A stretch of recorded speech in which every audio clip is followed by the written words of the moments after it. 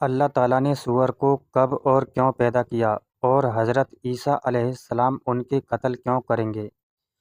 آگے بڑھنے سے پہلے کمنٹ باکس میں اللہ تعالیٰ کا بے حد پیارا صفاتی نام لکھنا نہ بھولے۔ یا نور، اے دلوں کو روشن کرنے والے۔ السلام علیکم ورحمۃ اللہ وبرکاتہ۔ ناظرین، اکثر ہمارے ذہن میں یہ سوال آتا ہے کہ اگر سور یعنی خنزیر اتنا ناپاک جانور ہے تو پھر اللہ تعالیٰ نے اسے پیدا ہی کیوں کیا؟ اسے کیوں بنایا گیا؟ آخر ایسی کیا وجہ ہے کہ مسلمانوں پر اس کا گوشت حرام کر دیا گیا ہے، یعنی اسے کھانا منع کر دیا گیا ہے، یعنی کھانا نشید ہے؟ ہم نے اپنے بڑوں سے یہ بھی سنا ہے کہ سور کا نام لینا بھی گناہ ہے، یا اس کا نام لینے سے زبان ناپاک ہو جاتی ہے۔ یہاں تک کہ کچھ لوگ یہ بھی کہتے ہیں کہ 40 دن تک ایمان سے دور ہو جاتا ہے۔ لیکن کیا یہ باتیں سچ ہے؟ کیا ان کی کوئی صحیح حدیث یا قرآن سے دلیل موجود ہے؟ اور ایک سوال یہ بھی ہے کہ دنیا کے کئی دیشوں میں لوگ سور سے اتنا لگاؤ کیوں رکھتے ہیں جبکہ مسلمانوں کے لیے حرام ہے؟ ساتھ ہی حضرت عیسیٰ علیہ السلام جب قیامت سے پہلے دنیا میں تشریف لائیں گے تو وہ سور کو کیوں قتل کریں گے؟ ان تمام سوالوں کے جواب آج کی اس ویڈیو میں ہم قرآن اور صحیح حدیث کی روشنی میں جانیں گے، اس لیے ویڈیو کو آخر تک ضرور دیکھیے تاکہ کوئی بھی اہم بات آپ سے چھوٹ نہ جائے۔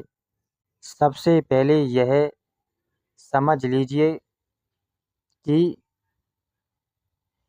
کسی چیز کا حلال یا حرام ہونا انسان کی رائے سے نہیں ہوتا ہے بلکہ اللہ تعالیٰ کے حکم سے طے ہوتا ہے۔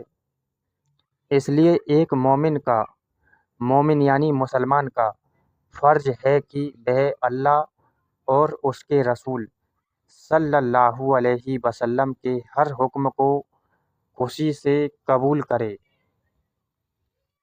مطلب مانے۔ اللہ تعالیٰ قرآن مجید میں فرماتا ہے، آپ کہہ دیجئے کہ جو وحی میری طرف سے بھیجی گئی اس میں کسی کھانے والے پر کوئی چیز حرام نہیں پاتا سوائے اس کے کہ وہ مردار ہو یا بہتا ہوا خون ہو یا سور کا گوشت ہو، کیونکہ وہ ناپاک ہے، یا وہ ایسی نافرمانی کی چیز ہو جس پر اللہ کے علاوہ کسی اور کا نام لیا گیا ہو، پھر جو مجبوری کی حالت میں ہو، نہ وہ بغاوت کرنے والا ہو اور نہ ہی حد سے بڑھنے والا، تو بے شک آپ کا رب بہت بڑا بخشنے والا نہایت مہربان ہے۔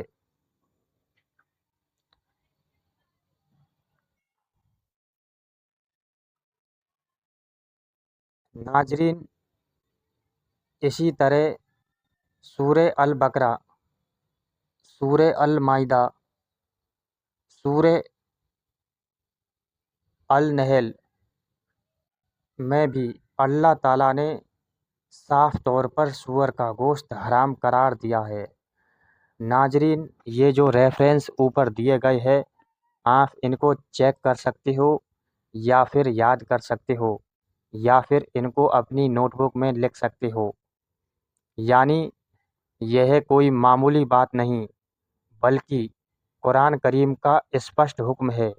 اس لیے ایک سچے مسلمان کے لیے اتنا جان لینا ہی کافی ہے کہ جیسے اللہ نے حرام کہا ہے اس سے بچنا ایمان کا تقاضا ہے۔ ناظرین، اب سوال یہ ہے کہ آخر سور کو حرام کیوں کیا گیا؟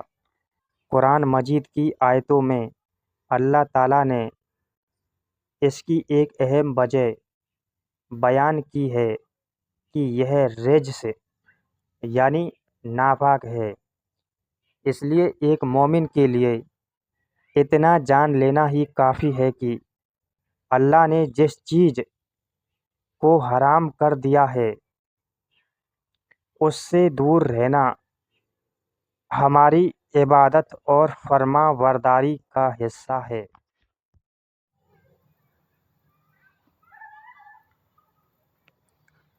آئیے ایک ضروری حدیث سنتے ہیں۔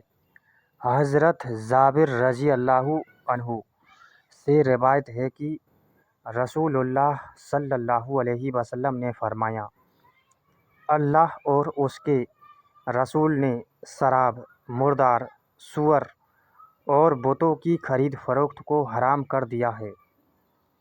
ناظرین، یہ جو حدیث کا ریفرنس دیا ہے ان میں جا کر آپ ان کو چیک کر سکتے ہیں، جانچ سکتے ہیں۔ اس حدیث سے صاف معلوم ہوتا ہے کہ اسلام میں صرف سور کا گوشت ہی نہیں بلکہ اس کی خرید فروخت کو بھی حرام قرار دیا ہے۔ دوستو، کچھ لوگ کہتے ہیں کہ سور کا نام لینے سے زبان ناپاک ہو جاتی ہے یا 40 دن تک ایمان سے دور چلا جاتا ہے، لیکن اس بات کی کوئی صحیح اور پرامانت حدیث موجود نہیں ہے۔ اس لیے ایسی باتوں کو دین کا حصہ سمجھ کر بیان کرنا صحیح نہیں ہے۔ ہمیں وہی باتیں ماننی چاہیے جس کی دلیل قرآن اور صحیح حدیث سے ثابت ہو۔ تو دوستو، ہمیں اس بات کو ضرور فالو کرنا ہے کہ بھائی جو بات ثابت نہیں ہے اس کو ہمیں نہیں ماننا ہے۔ اب ایک اور سوال پیدا ہوتا ہے کہ جب حضرت عیسیٰ علیہ السلام آخری زمانے میں دنیا میں تشریف لائیں گے تو وہ سور کو کیوں قتل کریں گے؟ رسول اللہ صلی اللہ علیہ وسلم نے فرمایا کہ حضرت عیسیٰ علیہ السلام نازل ہوں گے، صلیب کو توڑ دیں گے، سور کو قتل کریں گے اور جزیہ کو ختم کر دیں گے۔ ناظرین، یہ جو میں نے آپ کے سامنے بات بولی ہے، آپ ان کا ریفرنس ان حدیثوں سے چیک کر سکتے ہیں۔ علماء نے اس کی کئی حکمتیں بیان کی ہے۔ ان میں سے ایک یہ ہے کہ اس سے یہ اسپشٹ ہو جائے گا کہ اللہ کا حکم ہمیشہ کے لیے ہے اور سور کے حلال ہونے کی کوئی گنجائش نہیں۔ یعنی حضرت عیسیٰ علیہ السلام اپنے عمل سے پوری دنیا کے سامنے یہ ثابت کریں گے کہ اللہ کا حکم بدلنے والا نہیں ہے۔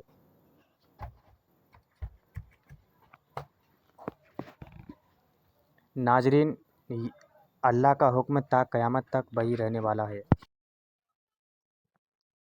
ناظرین، آج کے دور میں میڈیکل سائنس نے بھی یہ مانا ہے کہ سور کا گوشت کئی طرح کی بیماریوں اور پرجیویوں کا ذریعہ بن سکتا ہے اگر اسے صحیح طریقے سے تیار نہ کیا جائے۔ لیکن ایک مسلمان کے لیے کسی چیز سے بچنے کی سب سے بڑی وجہ میڈیکل ریسرچ نہیں بلکہ اللہ تعالیٰ کا حکم ہے۔